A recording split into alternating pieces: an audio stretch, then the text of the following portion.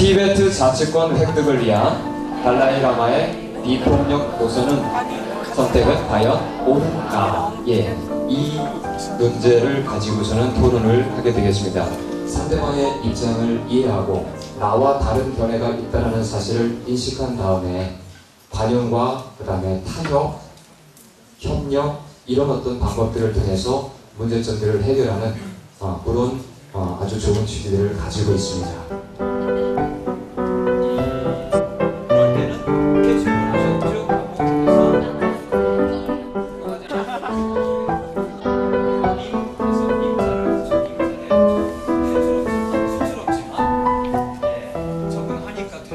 또한 미국 CNN 방송에서도 행정 법치주의의 수반으로서 정당한 행정적으로 저항할 것은 아예 생산이 없으며 또한 장기적 달라이라마 티베트 환경정보는 국제기상에서 달라이라마 비폭력 노선은 노선의 끝없는 평행선에서 주의가 발생했습니다. 가지고로서 현실적인 효력을 저항할 수 없어서 저항하는 법에 저항할 수만이 없는 달라이라마 입장에서는 그것은 이상적인 것이며 또 평가적이라고 할 수 없다고 생각됩니다.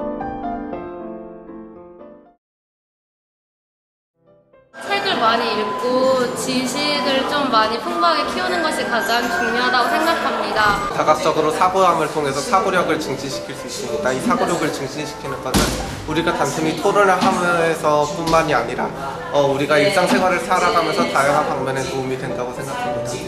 중학교 때는 진짜 유치하게 말싸움 가지고 내가 옳다 네가 옳다 힘으로만 이렇게 설득이 아니고 거의 강압 수준으로 이걸 알아듣게 하는 거기에서 고등학교로 올라왔으니까 논리적으로 상대방이 납득할 수 있는 만한 그런 자료로 상대방을 설득시킨다는 게 참 토론을 하는 과정에서 내 생각에 내가 생각하지 못한 그런 거에 친구들이 답변하는 거 보고서 약간 당황스럽기도 했지만 오히려 내 논리를 좀 더 탄탄히 하고 그렇게 발전할 수 있는 계기였다고 생각이 듭니다.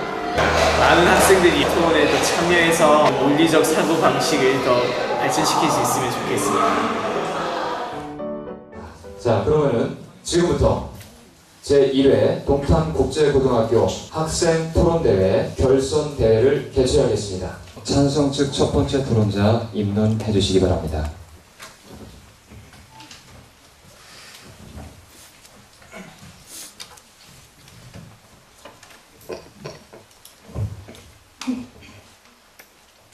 (1950년) 중국은 정당한 이유 없이 다른 나라에 쳐들어가는 침략의 형태로 티베트를 식민지화했습니다.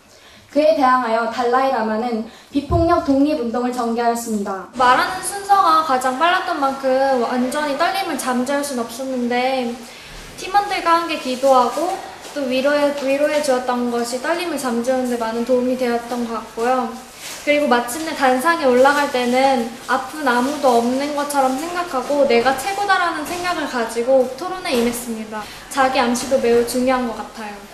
티베트인들은 저항폭력에 대한 긍정적인 관심을 보이고 있습니다. 대부분의 서방 국가들은 형식적인 관심만을 보이고 있을 뿐이며 티베트 문제의 국제화는 현실적인 효력을 발휘하지 못하고 있습니다. 토론을 하기 전에는 토론이 단지 즉석에서 말로 표현하는 것이라 생각을 하였는데 내가 준비해 놓은 자료 안에서 정보 안에서 함정을 만들고 상대방을 그 함정에 빠뜨리는 게 토론이라는 생각으로 바뀌게 되었습니다. 저항폭력을 생존권의 발동이 아닌 자치권 획득이라는 목적을 이루기 위한 수단으로 사용할 경우 이는 더 이상 순수한 의미의 저항폭력이라고 할 수 없습니다. 즉, 이 상황에서도 폭력은 정당화될 수 없음을 말씀드립니다.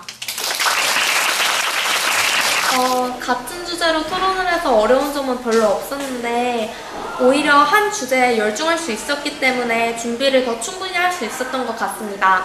그리고 저희 팀은 팀원들 간의 팀워크가 무척 좋아서 중간에 별로 갈등 같은 것도 없었기 때문에 무척 준비를 잘 할 수 있었고 오히려 그보다 어려웠던 점은 찬반을 대회 즉석에서 정해야 했기 때문에 양쪽 주장을 모두 준비해야 했다는 점이 더 어려웠습니다.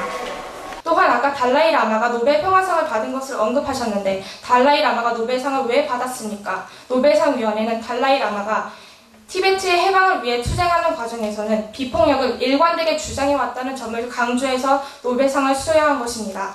이것은 그의 비폭력 노선 자체에 의미를 준 것이지 비폭력 노선이 효과적이었다는 것을 의미하지 않습니다. 국어 시간에 선생님께서 토론 주제를 말씀해 주셨을 때 달라이 라마의 존재를 처음 알았어요. 어쩌다 보니 시청각실까지 가서 결선을 하게 됐는데 저한테는 정말 좋은 경험이었던 것 같아요. 상대방이 저희의 허점을 딱 찾아내고 짚었을 때는 처음엔 되게 당황스럽지만 마음을 차분히 가라앉히고 찾다 보면 해결책이 생기기도 합니다. 하지만 이번 결승에서는 그런 걸 잘 못해서 팀원들에게 되게 미안했고 그래도 은상이 값진 보람이었다고 생각을 합니다.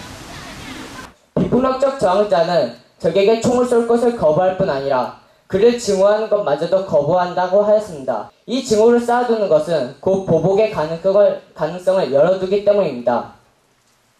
하지만 지금 티베트는 그 증오를 없애지 못하고 있습니다. 다시 말해서 보복의 가능성은 얼마든지 있다는 것입니다. 도움을 못 주고 있다는 것은 두려움 때문이라고 말씀하셨는데 두려움 때문이라고 말씀하는 것이 아니라 현실적으로 보았을 때 그것이 불가능하다고 말씀드린 것입니다. 보복을 의미해서 폭력에 대한 폭력은 앞서 말씀드렸듯이 도덕적으로 볼 수 없습니다. 따라서 저희는 비폭력 노선이 옳다고 생각합니다. 마치겠습니다. 아무래도 이제 토론을 배운 후에는 모든 것을 다양한 시각에서 바라보게 된 것 같아요. 항상 제가 생각하고 있는 게 이제 다인 줄 알았는데 상대방의 의견을 들어보면 어떠한 주제를 다양한 방면에서 접근할 수 있다는 것을 알게 됐어요.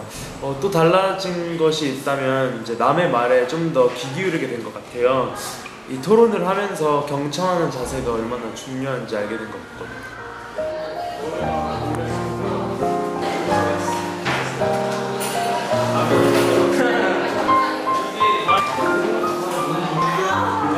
토론이 다 끝나고 상대팀에 광현이하고 이제 윤동이하고 혜리하고 남자들하고 이제 포옹을 하고 이제 혜리하고도 악수를 나눴는데 이제 그때서야 비로소 이제 진실된 의사소통을 나눴다고 생각을 해요.